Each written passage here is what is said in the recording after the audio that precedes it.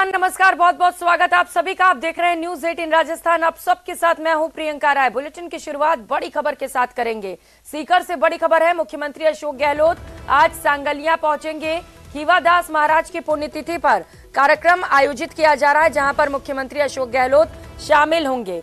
CM Ashok Gehlot, PCC chief Govind Singh Dotasra भी मौजूद रहेंगे। सलाहकार राजकुमार शर्मा भी इस कार्यक्रम में मौजूद रहेंगे। तकरीबन 1 घंटे यहां रुकने का कार्यक्रम है और इसके बाद दोपहर के 1 बजे मुख्यमंत्री यहां पर पहुंचेंगे।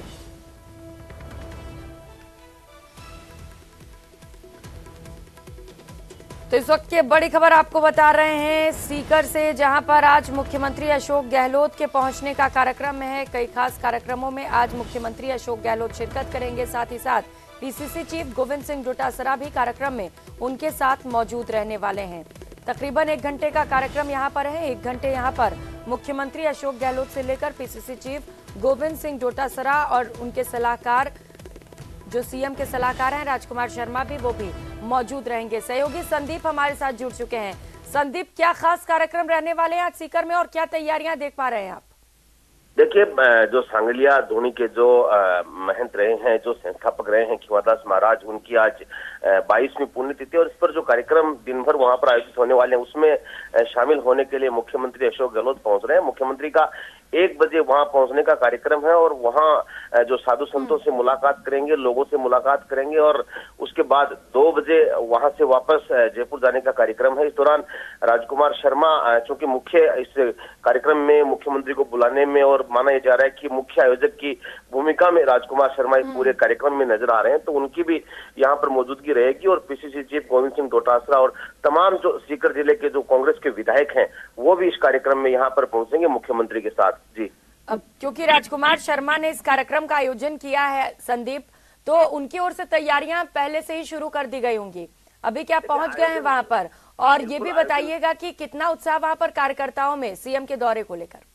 देखिए, आयोजन ये वहां पर जो मंदिर कमेटी है और जो ओमदास महाराज वहां के महंत हैं उनकी ओर से किया जा रहा है, लेकिन राजकुमार शर्मा शुरू से ही जो है वो यहाँ इस जो पीठ है यहाँ से जुड़े हुए रहे हैं और इस वजह से जो मुख्यमंत्री को बुलाने में भी वो सबसे अहम रोल माना जा रहा है। और आज जिस तरह से लोगों को जो आमंत्रण है वो भी सबसे ज्यादा राजकुमार शर्मा की तरफ से भेजे जा रहे हैं, तो निश्चित रूप से राजकुमार शर्मा तो मौजूद रहेंगे ही।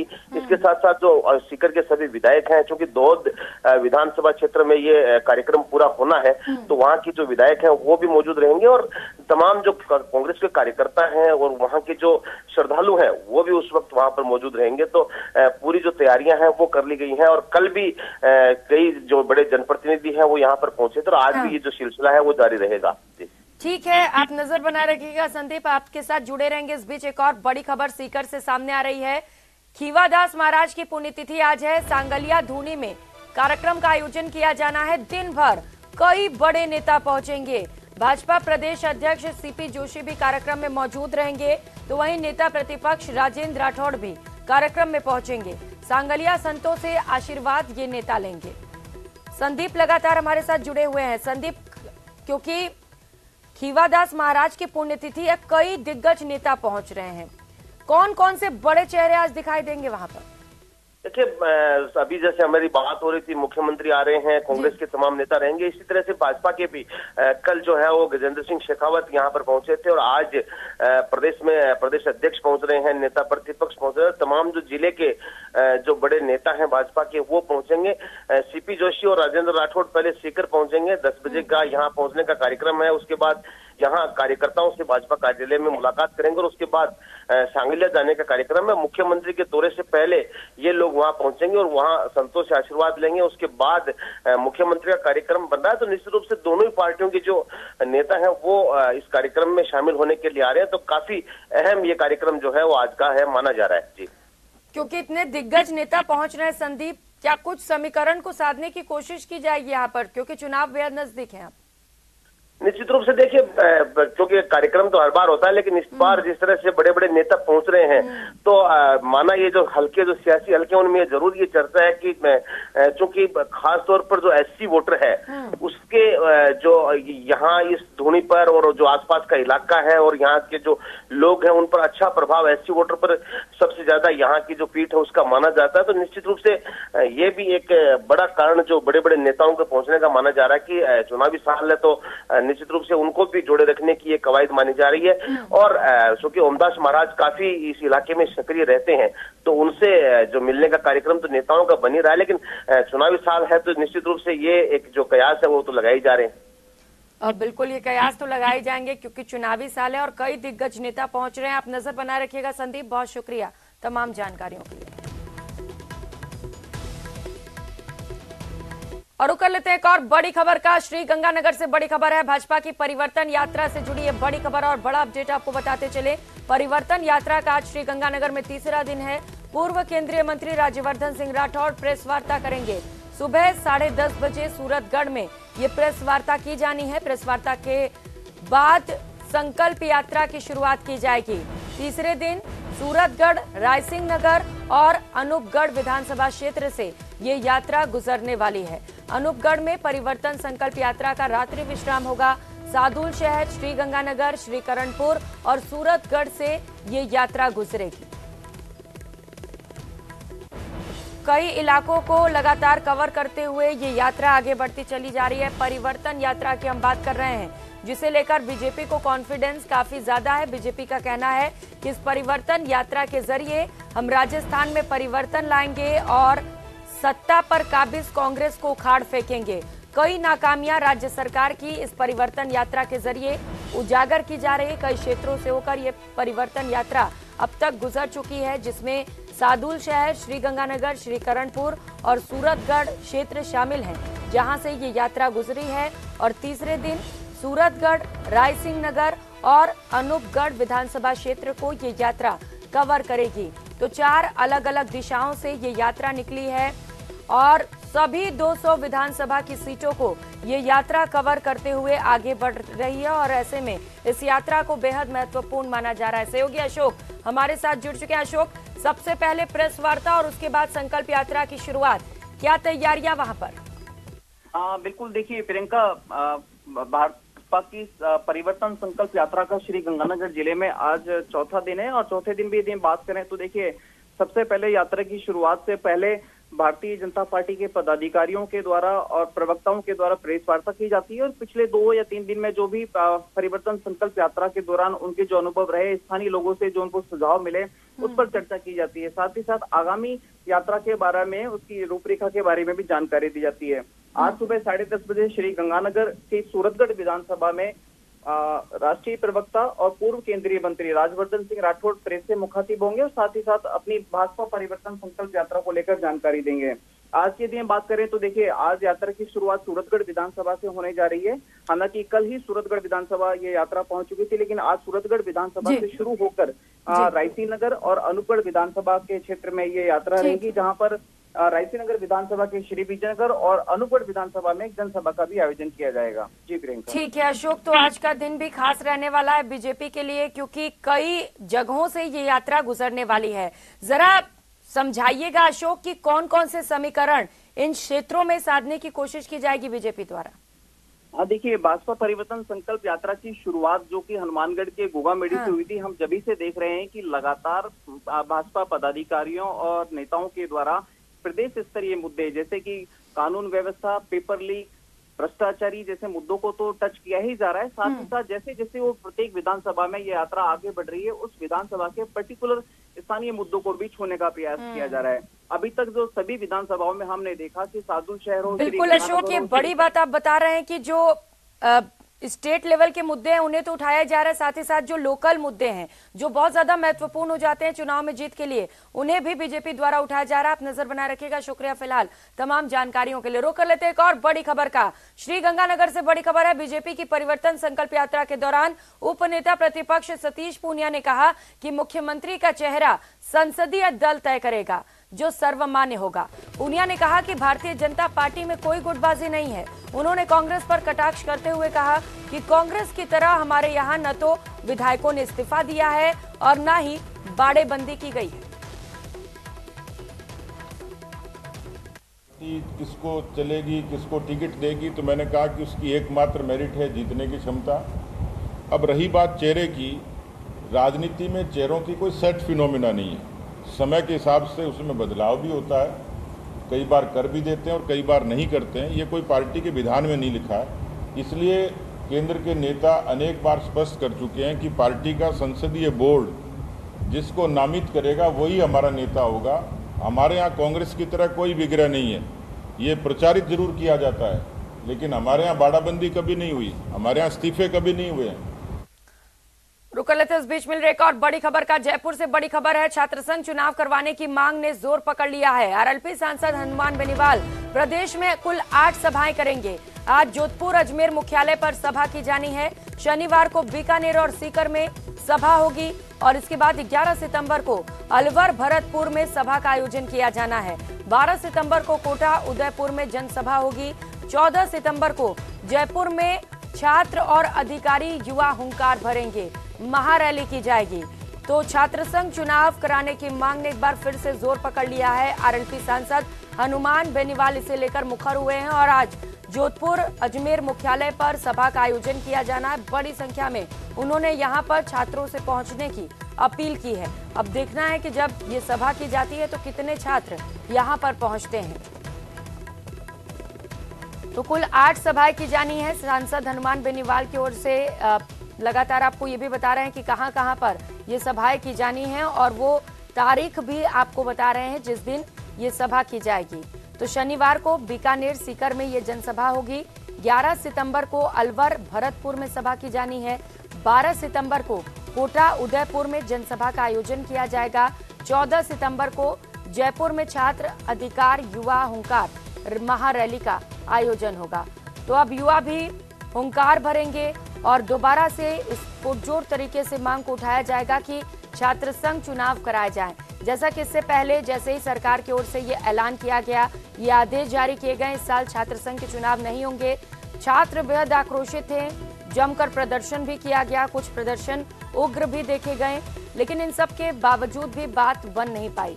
अब आरएलपी सांसद भी सड़कों पर उतरने वाले हैं, कई सभाएं की जाएंगी और इस बात को, इस मुद्दे को, इस मांग को उठाया जाएगा कि छात्र संघ के चुनाव कराए जाएं। तो कहना है कि राजनीति की पहली सीढ़ी छात्र संघ चुनाव होती है।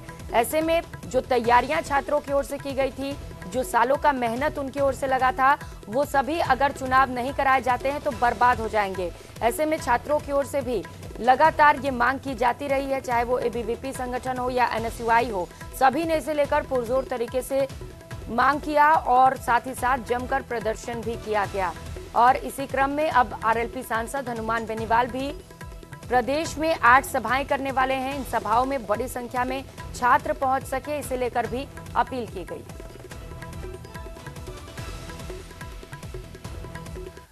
और उकलते एक और बड़ी खबर का। दौसा से बड़ी खबर है, 50 वर्षीय महिला के साथ गैंगरेप की सूचना मिल रही है। पीड़िता ने मंडावर थाने में से लेकर केस दर्ज करा दिया है। 30 अगस्त की घटना के संबंध में केस दर्ज हुआ है। मारपीट और गैंगरेप का आरोप लगाकर एफआईआर दर्ज कराई गई है। आरोपी आशीष मीणा निवासी थोमड़ी पर विष्णु मीणा निवासी बनापुरा के खिलाफ ये केस दर्ज हुआ है। पुलिस अब पूरे मामले को लेकर जांच पड़ताल में जुटी है।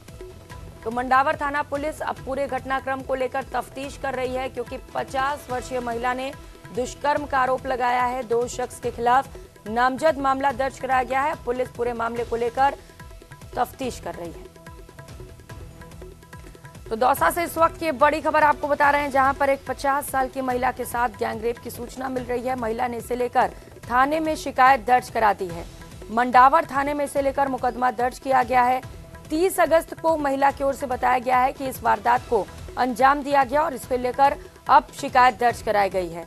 पहले महिला ने मारपीट और इसके बाद गैंगरेप का आरोप लगाया है और इन आरोपों को लेकर एफआईआर दर्ज की गई है। आरोपी आशीष मीणा और विष्णु मीणा के खिलाफ शिकायत दर्ज की गई है। अब पूरे मामले पर एफआईआर दर्ज करते हुए पुलिस ने तफ्तीश शुरू कर दी है। तो लगातार रेप के केसेस राजस्थान में सामने आ रहे हैं। कई केसेस हैरान करने वाले भी सामने आ रहे हैं और उन्हीं में से एक और मामला सामने आया है दौसा से, जहां पर एक 50 वर्षीय महिला के साथ गैंग रेप की सूचना मिल रही है। इसे लेकर थाने में शिकायत दर्ज कराई गई है। अब पुलिस आरोपियों की तलाश में जुटी हुई है। 2 नामजद आरोपियों के खिलाफ ये शिकायत दर्ज कराई गई है। पहला आशीष मीणा जो कि थोमड़ी का निवासी है और दूसरा विष्णु मीणा जो कि बनापुरा का निवासी है। इन दोनों के खिलाफ शिकायत दर्ज की गई है। 30 अगस्त का ये मामला बताया जा रहा है और महिला ने अब इसे लेकर थाने में शिकायत दर्ज कराई है। सहयोगी आशीष हमारे साथ जुड़ चुके हैं। आशीष, विभत्स घटना, 50 साल की महिला के साथ गैंगरेप, किस तरीके से जांच की जा रही है मामले पर? बिल्कुल, पूरे मामले में जांच की जा रही है। महिला का मेडिकल और बयान कराए जा रहे हैं। साथ ही दोनों आरोपियों की तलाश के लिए पुलिस की 2 टीमें रवाना की गई हैं। दोनों आरोपी दौसा जिले के ही रहने वाले हैं, लेकिन अलग अलग गांव के रहने वाले हैं। जो महिला का आरोप है, उसका कहना है कि 30 अगस्त के दिन इन दोनों आरोपियों ने पहले महिला के साथ मारपीट की और उसके साथ गैंगरेप किया। इस पूरी घटना के संबंध में अब गैंगरेप की धाराओं में मुकदमा दर्ज हुआ है। हालांकि अभी तक दोनों की गिरफ्तारी नहीं हुई है। पुलिस का कहना है कि पूरे मामले की गहनता से जांच पड़ताल की जा रही है। जांच पड़ताल के बाद जो भी दोषी होगा उनको गिरफ्तार किया जाएगा। और 50 वर्षीय जो महिला है उसके बयान दर्ज कर लिए हैं। साथ ही आज मेडिकल कराया जाएगा। ठीक है आशीष, अब देखना है कि गिरफ्तारी कब तक कर ली जाती है। बहुत शुक्रिया आपका तमाम जानकारियों के लिए।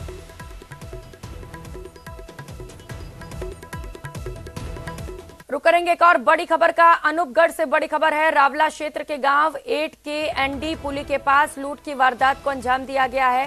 कार चालक की आंखों में मिर्ची डालकर 4 लाख रुपए लूट लिए गए। लूट की सूचना पर रावला मंडी पुलिस मौके पर पहुंची है। पुलिस ने पीड़ित कार चालक से पूछताछ की है। लुटेरों की तलाश अब तेज कर दी गई है। तस्वीरें भी आपको दिखा रहे हैं जहां पर आंखों में मिर्ची का पाउडर डालकर रुपयों की लूट की गई है। अब इस घटना को जैसे ही अंजाम दिया गया, पुलिस को सूचना मिली और सूचना मिलते ही पुलिस मौके पर पहुंच चुकी है। कुल 4 लाख रुपयों की लूट की गई है और अब पुलिस इस पूरे घटनाक्रम को लेकर पीड़ित से पूछताछ में जुटी हुई है। आसपास अगर सीसीटीवी कैमरे हो तो उन्हें भी खंगाला जाना है। तो वहीं चूरू के भानीपुर के सड़ासर में सड़क हादसा हो गया। घायलों को बीकानेर के पीबीएम अस्पताल में रेफर किया गया है। ट्रेलर और बोलेरो में जोरदार टक्कर हुई जिसमें कुल 5 लोगों की मौत हो गई। भानीपुर के सड़ासर में ये भीषण सड़क हादसा हुआ था। पीबीएम अस्पताल में एसपी और जिला कलेक्टर भी मौजूद रहे। तो कल ये भीषण सड़क हादसा हुआ था जिसमें 5 लोगों की मौत हो गई थी। कई लोग घायल भी बताए जा रहे हैं जिन्हें अस्पताल पहुंचाया गया है। जिले में सरदार शहर में सड़क दुर्घटना हुई, उसमें 5 मृतक की सूचना मिली है और 8 घायल की। तो घायलों को यहाँ पीबीएम हॉस्पिटल में लाए। कलेक्टर साहब और एसपी मैडम यहाँ उपस्थित थी, पूरा पुलिस प्रशासन उपस्थित है। डॉक्टर स्ट्रोमा में उनकी इलाज कर रहे हैं। व्यवस्थाएं सुचारू है। प्रथम दृष्टया क्या मामला लग रहा है? रोड एक्सीडेंट का है, तो देखो जानकारी तो वहाँ पुलिस जिला चूरू को मिलेगी किस कारण से वो दुर्घटना हुई है, क्या है। जयपुर से बड़ी खबर सामने आ रही है जहां पर एयरपोर्ट पर डीआरआई की एक और बड़ी कार्रवाई देखने को मिली है। डीआरआई ने 1 करोड़ 40 लाख रुपए का तस्करी का सोना पकड़ा है। शारजाह से यात्री आए थे जिनके पास से तस्करी का सोना पकड़ा गया है। तस्वीरें भी आपको दिखा रहे हैं जहां पर सोना छिपाकर तस्करी की जा रही थी और शारजाह से ये यात्री सोना लेकर जयपुर पहुंचे थे और जहां पर डीआरआई ने कार्रवाई करते हुए सोना जब्त कर लिया है। लिक्विड फॉर्म में सोने की तस्करी की जा रही थी। कमर पेटी के अंदर से डीआरआई ने लगभग 2.5 किलो सोना पकड़ा है। डीआरआई ने आरोपी यात्री को गिरफ्तार कर लिया है। शेखावाटी का रहने वाला ये आरोपी यात्री बताया जा रहा है। आज शारजाह जयपुर फ्लाइट से तस्करी का सोना लाया जा रहा था और इसी दौरान डीआरआई ने कार्रवाई करते हुए सोना जब्त कर लिया है और आरोपी को गिरफ्तार कर लिया है। तो नायाब तरीके से सोने की तस्करी इस बार की जा रही थी, किसी और तरीके से नहीं बल्कि लिक्विड फॉर्म में सोने की तस्करी की जा रही थी। बेल्ट में छिपाकर ये सोना लाया गया था और इसी दौरान डीआरआई को शक हुआ। इसके बाद जब जांच की गई तो डीआरआई ने ये सोना जब्त कर लिया। अब आरोपी को भी गिरफ्तार किया गया है क्योंकि अमाउंट काफी ज्यादा है, करोड़ों रुपए का ये सोना है। ऐसे में डिटेल जांच की जा रही है। तो वहीं डूंगरपुर जिले के सागवाड़ा में जोगपुर गलियाकोट में रहने वाले एक युवक ने सल्फास की गोलियां खाकर सुसाइड कर लिया। मरने से पहले उसने एक वीडियो भी बनाया। मृतक 4 मिनट 33 सेकंड के वीडियो में अपने ही भाई मुकेश को मौत के लिए जिम्मेदार ठहरा रहा है। उसने अपने दोनों बच्चों को मिलजुल कर रहने की सीख दी। पुलिस को मौके से एक सुसाइड नोट भी मिला है। पुलिस अब सुसाइड नोट और वीडियो के आधार पर मामले की जांच में जुटी है। मुकेश એટલો ચાલાક આદમી, એટલો ગુમરાહ કરે આપણને, વહેલો તો તૈયાર થઈ જાય, હાજે બદલાઈ જાય, હાજે તૈયાર થઈ જાય તો વહેલો બદલાઈ જાય, કોણ જાણે ને કોણ હિકાડે ને કોણ શું કરે અમને કોઈ ખબર હે નહીં. હું આત્મહત્યાને પાપ માનવા, પણ હું कुछ सुकून मतलब कुछ काम करना पड़ेगा. मैं अगर नहीं करूँगा तो मैंने हूँ या तो ब्रेन स्ट्रोक થઈ जाएगा या पूरा अटैक आ जाएगा, हमारा फैमिली वाला फिर मारा भाई तबाह देगा. मैं सच हूँ कि मैं कर लूँगी. मैंने उसको यूँ कहा गया तू यहाँ से चला जा, घर से यूँ तू से कर तू साथ रहे थे, कम से कम तू साथ रहे ताकि वो टेंशन फ्री रहता नहीं देखू थे. इस बीच बड़ी खबर जयपुर से सामने आ रही है, जहां पर आज नंदोत्सव मनाया जाना है। अक्षय पात्र मंदिर में नंदोत्सव का आयोजन किया जा रहा है। बड़ी संख्या में भक्तों का सैलाब आज उमड़ने वाला है। तो श्री कृष्ण जन्माष्टमी के बाद आज नंदोत्सव का पर्व है, जिसे लेकर खासा उत्साह प्रदेशवासियों में देखने को मिलता है। एक लंबे वक्त से इसे लेकर तैयारियां भी की जाती हैं और आज वो उत्सव मनाया जाएगा। नंदोत्सव का पर्व मनाने के लिए लोगों में भी खासा उत्साह है और बड़ी संख्या में आज भी भक्तों का सैलाब मंदिरों में उमड़ने वाला है। अक्षय पात्र मंदिर में नंदोत्सव का आयोजन किया जा रहा है, जहां पर अभी से भक्तों के पहुंचने का सिलसिला शुरू हो गया है और कुछ समय बाद और भी ज्यादा संख्या में भक्त यहां पर पहुंचेंगे। तो कल और परसों पूरे प्रदेश के साथ साथ देश भर में श्री कृष्ण जन्माष्टमी का पर्व मनाया गया और श्री कृष्ण जन्माष्टमी के एक दिन बाद नंदोत्सव का आयोजन किया जाता है और अक्षय पात्र मंदिर में इसे लेकर भव्य और खास तैयारियां की गई हैं, जहां पर आज बड़ी संख्या में भक्त पहुंचेंगे। खबरों में आगे बढ़ेंगे। राजस्थान रोडवेज की हालत खराब होती चली जा रही है। रोडवेज के पास न केवल बसों की कमी होती जा रही है, बल्कि कर्मचारियों की किल्लत भी लगातार बनी हुई है। रोडवेज विभाग में 10,000 पद खाली हैं, लेकिन पदों पर भर्ती की उम्मीद जीरो है, क्योंकि विभाग ने 5200 पदों पर सरकार से स्वीकृति मांगी थी, लेकिन सरकार ने स्वीकृति को नामंजूर कर दिया है। तो वहीं दूसरी तरफ बसों का बेड़ा भी कम होता चला जा रहा है। की भर्ती को लेके था, इनकी मांग थी कि जितने भी रिक्त पद हैं, लगभग 10,000 हैं, उनके 50% पदों को हम भरें। लेकिन चूंकि वर्तमान भी जो हमारे लगभग 32,000 वर्किंग और सेवानिवृत्त कर्मचारी हैं, उनको भी सैलरी और पेंशन देने में समस्याएं आती है। तो और बस सारथी, कंडक्टर, ड्राइवर जो हैं हम एजेंसी के माध्यम से भी लेते हैं। तो निगम की वित्तीय स्थिति के मद्देनज़र हमें निर्देश मिले हैं कि हम 5200 से भी थोड़ा कम करके और रेशनल बनाएं कि हम कितने निगम जो है कितने नए अधिकारियों को, कर्मचारियों को पेंशन और सैलरी और पेंशन दे पाएगा। इसका कैलकुलेशन करते हुए हम पुनः एक प्रस्ताव भिजवा रहे हैं।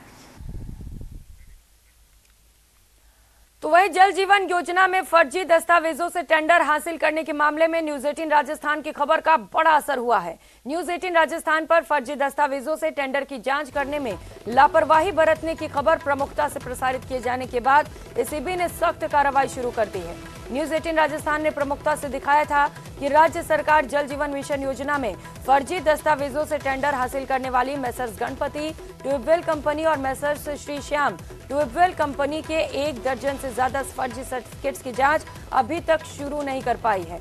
सरकार सिर्फ 5 फर्जी सर्टिफिकेट से प्राप्त किए गए टेंडर्स की जांच कर रही थी। मामले में एसीबी ने जल जीवन मिशन मुख्य अभियंता रामकरण मीणा के कार्यालय पर छापा मारा।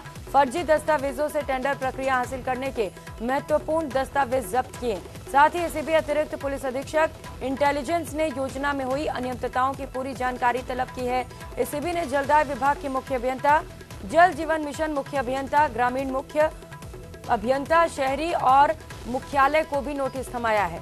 एसीबी ने कंपनियों को अब तक जारी किए गए सभी दस्तावेज को लेकर टेंडर दस्तावेज भी तलब किए हैं। तो वहीं भारत जोड़ो यात्रा की पहली वर्षगांठ पर दौसा में संगोष्ठी और पदयात्रा का आयोजन किया गया। इस दौरान चिकित्सा मंत्री प्रसादी लाल मीणा सहित कई कांग्रेसी नेता मौजूद रहे, जिसके बाद डाक बंगले से गांधी तिराहे तक पदयात्रा निकाली गई। इस दौरान मंत्री प्रसादी लाल मीणा ने कहा कि भारत जोड़ो यात्रा के चलते ही कर्नाटक और हिमाचल में कांग्रेस की सरकार बनी।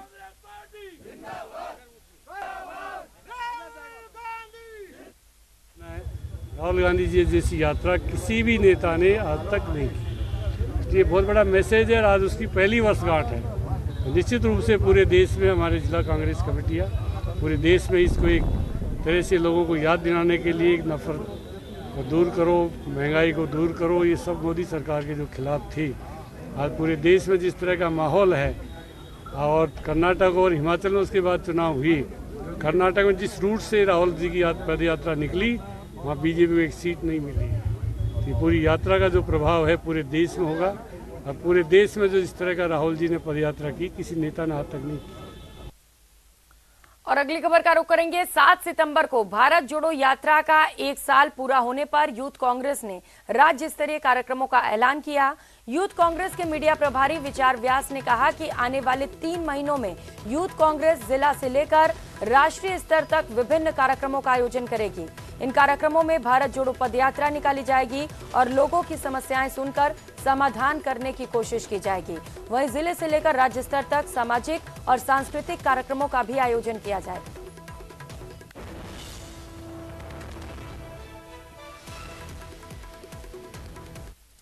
और डिडवाना जिले के सिंगरावट कला गांव के रहने वाले राजवीर नरूका ने अफ्रीका के सबसे ऊंचे पर्वत किलिमंजारो पर 383 फीट तिरंगा फहरा दिया। राजवीर सिंह पर्वतारोहण के क्षेत्र में देश के लिए कुछ कर गुजरने वाले पर्वतारोही हैं। राजवीर की इस उपलब्धि पर उनके गांव में जश्न का माहौल है। आज राजवीर अफ्रीका से डिडवाना लौटे हैं और उनका जोरदार स्वागत किया गया। राजवीर नरूका का सपना भारत के लिए पर्वतारोहण में विश्व स्थान बनाने का है। इससे पहले पर्वतारोही राजवीर सिंह ने भारतीय पर्वतारोहण संस्थान में बुनियादी और उन्नत पर्वतारोहण पाठ्यक्रम पूरा किया।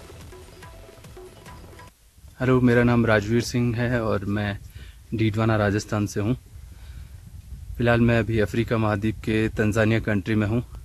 15 अगस्त 2023 को मैंने अफ्रीका महाद्वीप की सबसे ऊंची चोटी उरू पीक, जो कि तंजानिया कंट्री में है और जिसकी हाइट है 19,341 फीट, यहाँ पे मैंने भारत का तिरंगा फहराया, जिसकी हाइट है 11 फीट और उसकी लेंथ है 383 फीट।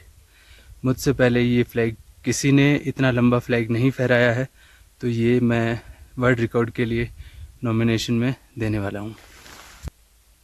इस बुलेटिन में फिलहाल इतना ही। नमस्कार।